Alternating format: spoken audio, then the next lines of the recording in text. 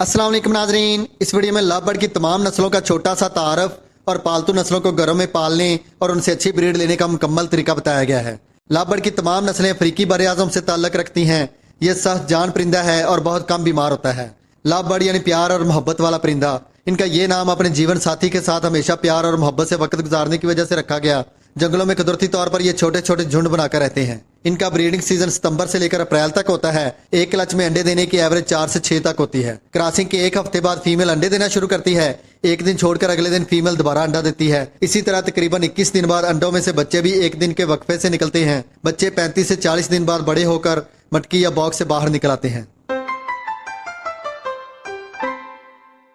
जिनसी एतबार से love bird 9 नस्लों में पाए जाते हैं, जिनमें से 3 नस्लें रोजी फेस यानी पीच फेस, ब्लैक मास्क्ड यानी प्रसनाटा और फिशरी नस्ल के लव बर्ड। इन 3 नस्लों की देखभाल करना दूसरे लव बर्ड की निस्बत आसान होता है और ये इंसानी माहौल में आसानी से एडजस्ट हो जाते हैं। इन प्रजातियों को मुख्तलिफ रंगों में देखा जा सकता है, लेकिन जंगलों में इन नस्लों का कुदरती तौर पर एक मखसूस रंग है। जंगलों में ये बीज, फल, सब्जियां और घास वगैरह खाते हैं। बाकी 6 नस्लों के लव बर्ड में से कुछ बहुत नायाब हैं और कुछ दाना पानी और फलों के साथ साथ कीड़े मकोड़े भी खाते हैं और अपने मखसूस पसंदीदा कुदरती माहौल में रहना पसंद करते हैं, जिसकी वजह से उनसे ब्रीड लेना मुश्किल होता है। अब बात करते हैं लव बर्ड की तमाम नस्लों के बारे में। नंबर 1 रोजी कोली या पीच फेस लव बर्ड। इनके चेहरे और गले का रंग आड़ू की तरह गुलाबी होता है। ये नॉन रिंग आई बर्ड होते हैं, यानी इनकी आंखों के गिर्द सफेद हल्के नहीं होते। नंबर 2 ब्लैक मास्क या personata love bird. Number 3 Fischer love bird. फिशरी नस्ल की मुख्तलिफ म्यूटेशन के लव बर्ड अपने खूबसूरत रंगों की वजह से पूरी दुनिया में मकबूल हैं। नंबर 4 न्यासा या Lilian love bird. Number 5 black cheek या निगर जीनियस लव बर्ड। नंबर 6 मडगास्कर या grey headed love bird. Size में ये लव बर्ड की तमाम नस्लों से छोटा परिंदा है। नंबर 7 आबिसिनियन या black wing love bird. Love bird की नस्लों में ये सबसे बड़े साइज का परिंदा है। नंबर 8 रेड फेस या रेड हेडेड लव बर्ड। कुदरती तौर पर अफ्रीका में सबसे ज्यादा तादाद रेड फेस लव बर्ड की है। Number 9 black colour love bird. ये नस्ल बहुत नायाब है और दुनिया से तकरीबन खत्म होती जा रही है। ये तो था लव बर्ड की नस्लों का छोटा सा तारफ। अब बात करते हैं इनको घरों में पालकर कारोबार करने की। लव बर्ड के कारोबार करने का आसान सा फार्मूला है। सस्ते और महंगे लव बर्ड एक जितनी और एक जैसी खुराक खाते हैं। हिफाजत भी दोनों की एक जैसी करना पड़ती है। अगर आप 4-5 हजार वाला लव बर्ड रखेंगे तो उसके बच्चे भी 4-5 हजार में फरोख्त होंगे, और अगर आप 40-50 हजार वाला लव बर्ड रखेंगे तो उसके बच्चे भी 40-50 हजार में फरोख्त होंगे। ये आपने तय करना है कि खुराक पर 1,000 खर्च करके 5,000 कमाना है या 50,000। रोजी कोली या रोजी फेस की इस वक्त मार्केट में डिमांड बहुत कम है। अगर आप महंगे लव बर्ड के बच्चे फोस्टर करके पलवाना चाहते हैं तो रोजी फेस सबसे बेहतरीन ऑप्शन है। रोजी फेस 4 से लेकर 8 बच्चे आसानी से पाल लेता है। ब्लैक मास्क परसनाटा फैमिली के लव बर्ड हैं। इनकी कीमत रोजी कोली से थोड़ी ज्यादा होती है। इनकी भी इस वक्त मार्केट में डिमांड बहुत कम है, जबकि इन दोनों नस्लों की निस्बत फिशरी नस्ल की म्यूटेशन की पुरकशिश और खूबसूरत रंगों की वजह से इस वक्त मार्केट में बहुत डिमांड है। लोग फिशर की अच्छी म्यूटेशन से महीने का लाखों कमा रहे हैं। अगर आपके पास लव बर्ड को पालने का तजर्बा नहीं तो किसी से ब्रीडर पेयर हरगिज ना लें। पहले ग्रीन फिशर, रोजी कोली या ब्लैक मास्क, इन तीनों में से किसी भी नस्ल के 2 से 3 मेल फीमेल कन्फर्म पट्ठों के पेयर लेकर स्टार्ट करें। ये सस्ते परिंदे हैं। अल्लाह न करे अगर कोई परिंदा ना तजर्बा करी की वजह से एक्सपायर हो भी जाए तो आपको शुरू में ज्यादा नुकसान ना हो। जब आपको तजर्बा हो जाए तो आप अच्छी म्यूटेशन के पेयर रखें। जो आपके पास सस्ते पेयर हो उनका आप फोस्टर के तौर पर भी इस्तेमाल कर सकते हैं। परिंदों का कारोबार करने के लिए कम से कम 10 से 20 जोड़ लेकर कारोबार स्टार्ट करें। अगर आप 2-3 पेयर से कारोबार स्टार्ट करने का सोचेंगे तो हो सकता है आपको सेटअप बनाने और कमाई करने में बहुत वक्त लगे। लव बर्ड का कारोबार करने से पहले ये बात जहन में रखें, ये बज्जीज, जावा, फिंच की तरह नहीं जिनका आपने सुबह सुबह दाना पानी तब्दील किया फिर नौकरी पर चले गए, या 2-3 दिन का दाना पानी केज में रख के रिश्तेदारों से मिलने चले गए। आपको इन्हें प्रॉपर टाइम देना पड़ेगा। सर्दी और गर्मी के मौसम में टेम्परेचर मेंटेन करना पड़ेगा। अगर आपका सेटअप छत पर है या ऐसी जगह है जहां टेम्परेचर 30 से 40 तक है तो आप गर्मी को बर्दाश्त करने वाले परिंदे रखें। ज़ेब्रा फिंच की कॉलोनी बना लें या फिर डव की महंगी म्यूटेशन में पाई डव का सेटअप लगा लें। मेरा मशवरा है कि लव बर्ड के साथ साथ जावा, फिंच, डव भी रखें जिनको आप लव बर्ड का चूरा किया हुआ बचा कुचा दाना खिला सकते हैं। आपका दाना वेस्ट नहीं होगा। नेस्टिंग मटेरियल के लिए सबसे बेहतरीन इस तरह की घास है।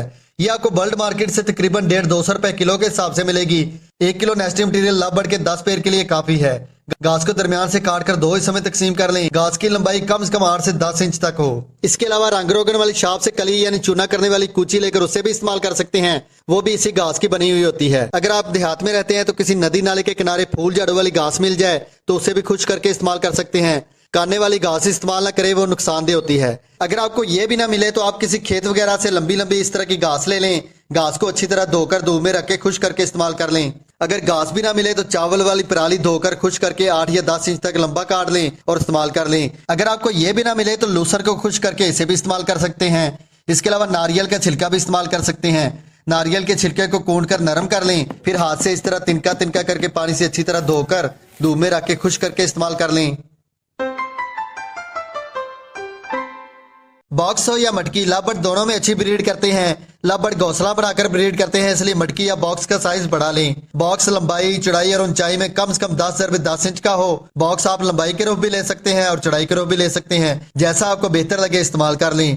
कोशिश करें बॉक्स शीशम या कीकर की सख्त किस्म की लकड़ी का बना हो, ताकि लाभबर्ड बॉक्स को उतरकर खराब ना करें। बॉक्स में थोड़ा सा कोपक्स पाउडर छिड़कर नेस्टिंग मटेरियल बॉक्स के चारों तरफ और नीचे इस तरह रखें कि मटकी या बॉक्स का पैंदा नीचे से खाली ना रहे, वरना अंडे सर्दी लगने की वजह से खराब हो सकते हैं।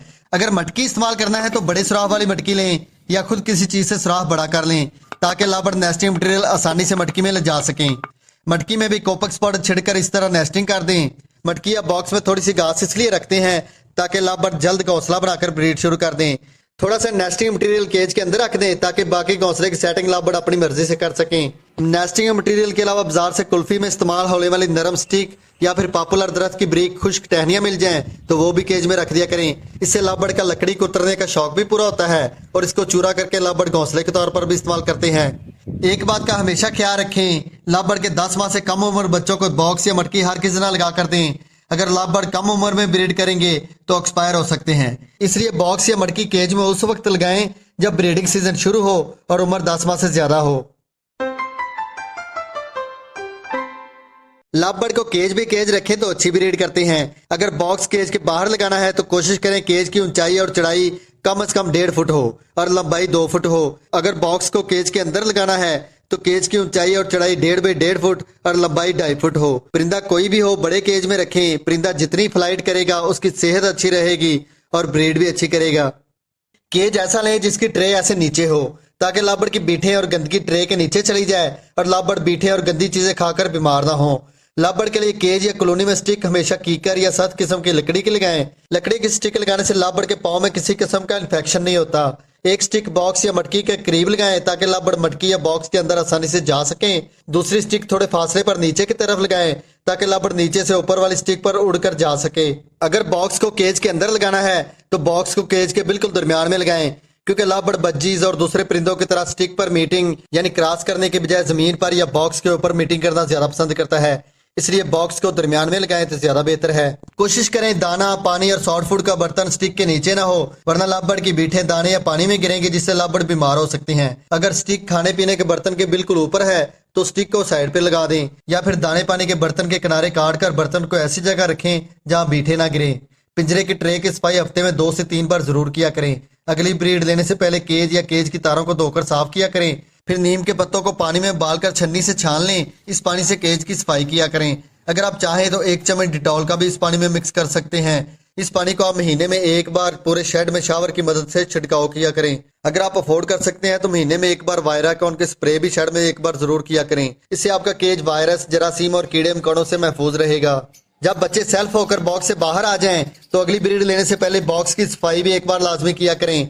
हर दफा ब्रीड लेने के बाद जितनी नेस्टिंग पर बीठें या गंदगी लगी है उतनी नेस्टिंग बॉक्स से निकालकर नई नेस्टिंग कर दें, या बॉक्स से सारी नेस्टिंग निकालकर नेस्टिंग को सर्फ वाले पानी से अच्छी तरह धोने के बाद नीम के पानी से धोएं। नेस्टिंग खुश्क करने के बाद बॉक्स में दोबारा रख दें और कुछ नेस्टिंग मटेरियल केज में भी रख दिया करें। अगर लाभबर्ड एक केज में ब्रीड नहीं कर रहा तो केज बदल दें, यानी नीचे वाले पेड़ को ऊपर वाले केज में शिफ्ट कर दें और ऊपर वाले पेड़ को नीचे, या फिर किसी नर को किसी दूसरी मादा के साथ और मादा को किसी दूसरे नर के साथ बदल दें। अगर जोड़ा फिर भी नहीं बढ़ रहा तो केज में बॉक्स लगाकर 5-6 दिन के लिए मेल को केज में छोड़ दें, बाद में उसी केज में फीमेल को छोड़ दें। इंशाल्लाह जोड़ा बन जाएगा। अगर लाभबर्ड से कॉलोनी बनाकर ब्रीड लेना है तो कॉलोनी में तमाम बर्ड की उम्र एक जितनी हो, या तो सारे बच्चे हों या फिर तमाम अडल्ट पेयर हों। अगर छोटे और बड़े परिंदे एक साथ कॉलोनी में रखेंगे तो बड़े बच्चे छोटे बच्चों से लड़ेंगे। कॉलोनी में तमाम परिंदे एक ही दिन छोड़ें ताकि लड़ाई ना हो। कुछ लोग कॉलोनी बनाकर 2 या 3 पेयर एक दिन छोड़ देते हैं, कुछ दिन बाद उसी कॉलोनी में कुछ और पेयर छोड़ देते हैं। ऐसा करने से भी लड़ाइयाँ होती हैं। वैसे तो लाभ बढ़ के लिए मिक्स दाना भी बाजार से मिल जाता है, लेकिन बाजारी दाने में सस्ती चीजों की मिकदार ज्यादा और महंगी चीजों की मिकदार कम होती है, इसलिए दाना खुद तैयार करें तो ज्यादा बेहतर है। ये दाना मैं 5 किलो दाने के हिसाब से तैयार करने लगा हूँ। अगर आपने दाना 10 किलो करना है तो चीजों की मिकदार डबल कर दें। अगर 20 किलो करना है तो तमाम चीजों की मिकदार 4 गुना कर दें। दाना तैयार करने के लिए जो चीजें चाहिए उनमें चीना यानी मोटी कंगनी 1.5 किलो, बारीक कंगनी 1 किलो, लाल या मोटी कंगनी 1 पाव, लाल बारीक कंगनी 1 पाव, बाजरा आधा किलो, कनेरी सीड 1 पाव, सूरजमुखी के बीज 1 पाव, जई या जौ आधा पाव, जूना यानी चावल वाली मूंजी आधा पाव, कुड़तम आधा पाव, सरसों के बीज आधा पाव, बांग के बीज 50 ग्राम, अलसी 50 ग्राम, तारा मीरा 50 ग्राम, सवांग 50 ग्राम। इन तमाम चीजों को मिक्स करने के लिए कपड़ा बिछा लें या कोई बड़ा बर्तन ले लें। उसमें चीना, बारीक कंगनी, लाल कंगनी, लाल बारीक कंगनी, बाजरा, कनेरी सीड, सूरजमुखी के बीज, जई, मूंजी, कुड़तम, भांग के बीज, सरसों के बीज, अलसी, तारा मीरा डालकर इन तमाम चीजों को अच्छी तरह मिक्स कर लें। सर्दियों में आप इसमें 50 ग्राम सफेद या काले तिल भी शामिल कर सकते हैं। मिक्स दाने का चार्ट जो आपको स्क्रीन पर नजर आ रहा है उसका स्क्रीनशॉट ले लें या फिर नोट कर लें और इसी चार्ट के मुताबिक खुराक तैयार करें। अगर आप मिक्स दाना खुद तैयार नहीं कर सकते तो किसी बल्ड शॉप से बज्जीज या लव बर्ड का मिक्स दाना लेकर वो भी खिला सकते हैं।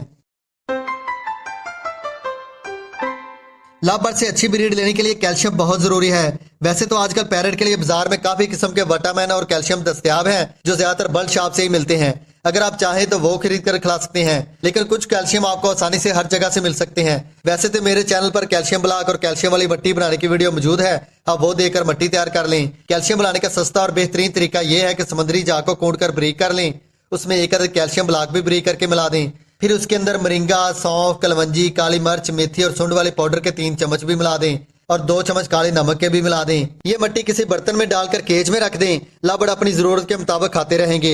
1 या 1.5 हफ्ते बाद मट्टी तब्दील कर दिया करें।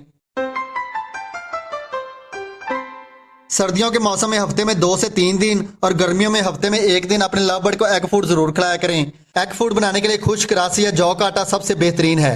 रास का हाथ से या ग्राइंडर मशीन से चूरा बना लें, फिर एक अदद अंडा लेकर उसे अच्छी तरह उबाल कर उसका भी चूरा बनाकर इसमें मिक्स कर लें।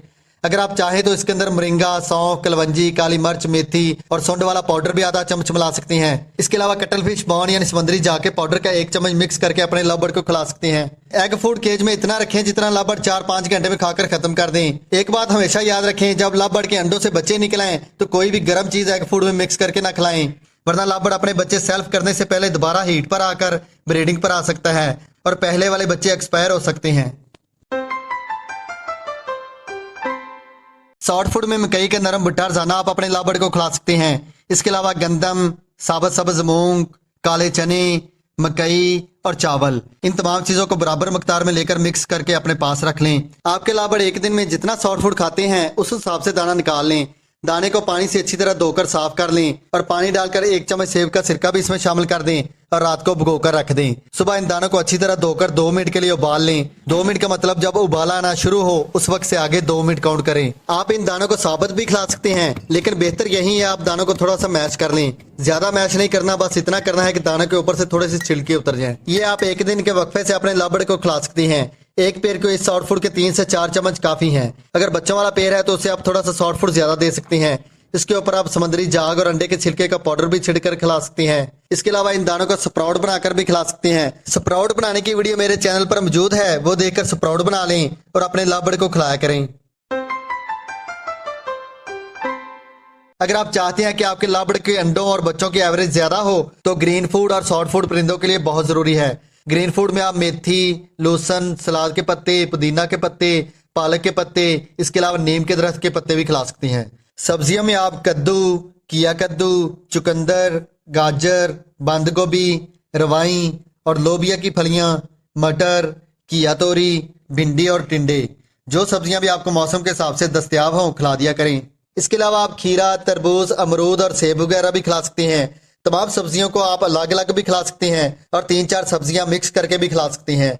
सब्जियों को अच्छी तरह धोकर बारीक काट लें। एक दिन खीरा, कद्दू, सलाद के पत्ते, चुकंदर यानी जो चीजें भी आपको आसानी से मिल जाएं काट कर मिक्स करके खिला दिया करें। अगले दिन को दूसरी सब्जियां काट कर खिला दिया करें। सब्जियों को आप जितना बारीक काटेंगे परिंदे उतनी आसानी से खाएंगे। मैंने तमाम किस्म के सॉफ्ट फूड, ग्रीन फूड और एग फूड को अलग अलग बनाने और उनको खिलाने का तरीका इसलिए बताया है क्योंकि बाज लोग तमाम चीजें इकट्ठी फोड़ नहीं कर सकते। कुछ ना खिलाने से तो बेहतर है कुछ ना कुछ रोजाना खिलाया जाए। सॉफ्ट फूड खिलाने का बेहतरीन तरीका यह है कि आपको जो भी 3-4 सब्जियां मिल जाएं उनको काट कर बारीक कर लें, साथ एक आध पत्तों वाली सब्जी भी जरूर शामिल किया करें। इसके बाद उबले हुए अंडे को भी कश कर लें और भीगे हुए नरम दाने लेकर इन तमाम चीजों को मिक्स करके इसके अंदर मोरिंगा, सौंफ, काली मिर्च, मेथी और सौंड वाली पाउडर का आधा चम्मच भी मिला दें। अगर आप चाहें तो समुद्री जाग के पाउडर का 1 चम्मच भी इसमें मिला सकते हैं।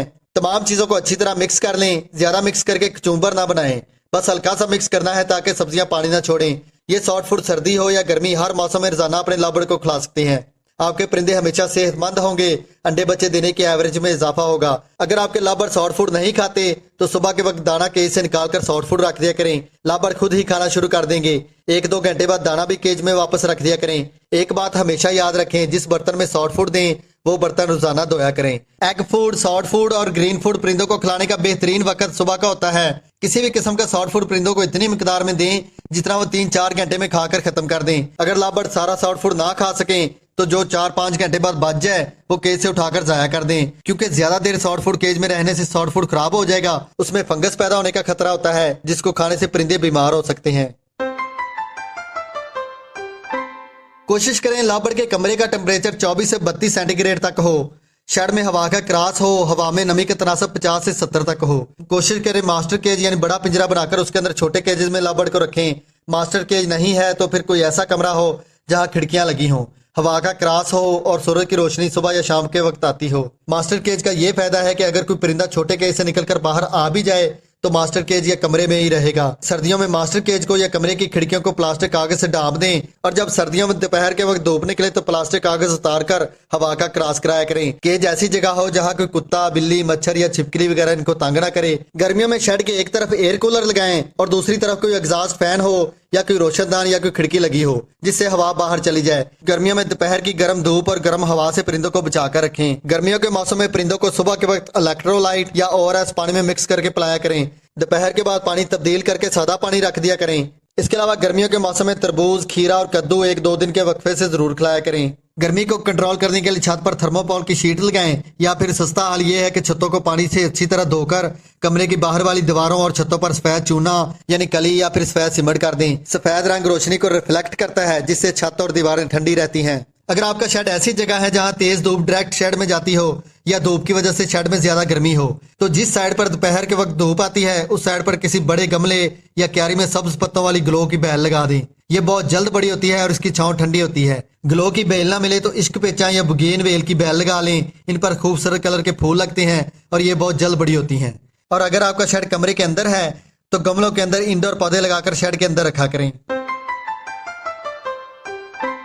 अगर आप कैल्शियम, खुराक और टेम्परेचर का अच्छे से ख्याल रखें तो सारा साल लाबड़ से ब्रीड ले सकते हैं। लेकिन लाबड़ की अच्छी सेहत के लिए बेहतर यही है आप साल में 3 से 4 महीने लाबड़ को रेस्ट जरूर दिया करें। ब्रीडिंग सीजन में जिन परिंदों से ब्रीड लेना है उनको बिला वजह किसी भी किस्म का एंटीबायोटिक कोर्स न करवाएं, इससे परिंदे कमजोर हो जाते हैं। ब्रीडिंग के वक्त रात 8 से 10 बजे तक बर्ड के केज के पास रोशनी वाला बल्ब जलाकर रखें ताकि लाबड़ अपने बच्चों को कम से कम 12 घंटे तक फीड करवा सकें। रात 8-10 बजे बड़ा बल्ब बंद करके 0 वाला बल्ब जला दें ताकि अंधेरे की वजह से परिंदे डरे नहीं। अगर मादा बॉक्स से बाहर आ भी जाए तो वापस बॉक्स में जाकर अंडों पर बैठ सके। अगर सारी रात शेड के अंदर रोशनी रखेंगे तो परिंदे जागते रहते हैं, उनकी नींद पूरी नहीं होती जिससे परिंदे कमजोर होकर बीमार हो सकते हैं। जब बच्चे बड़े होकर बॉक्स से बाहर निकलते हैं तो 10 से 15 दिन तक बच्चों को उनके माँ बाप के साथ रहने दें। जब खाना पीना सीख लें तो उनको सेल कर सकते हैं।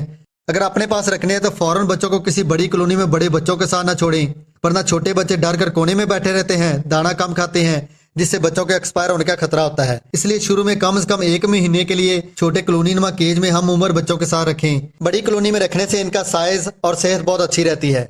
जब ब्रीडिंग सीजन ऑफ होता है तो जिन पेड़ के बच्चे सेल्फ हो जाते हैं उनके बॉक्स उतारते जाएं। तमाम पेड़ को उनके केज में ही कम से कम 10 से 15 दिन तक रहने दें। जब आप सारे ब्रीडर पेड़ के बॉक्स उतार लें तब उनको एक साथ एक ही दिन किसी बड़े केज या कॉलोनी में छोड़ें ताकि उनकी आपस में लड़ाइयां ना हो। अगर कॉलोनी में आपको कोई परिंदा बीमार नजर आए तो फौरन उसे किसी दूसरे केज में सेपरेट करके इलाज शुरू कर दें। बहुत से नए शौकीन ये गलती करते हैं कि लाबड़ के पट्टे खरीद कर उनकी दिलो जान से हिफाजत करके पाल पोस कर बड़ा करते हैं। जब बच्चे ब्रीडिंग के लिए तैयार होते हैं या तो फीमेल ज्यादा निकल आती हैं या मेल ज्यादा निकल आते हैं। उस वक्त ब्रीडिंग सीजन में आप अडल्ट मेल या फीमेल किसी से लेने जाएंगे तो आपको ब्रीडर पेयर कोई भी नहीं देगा।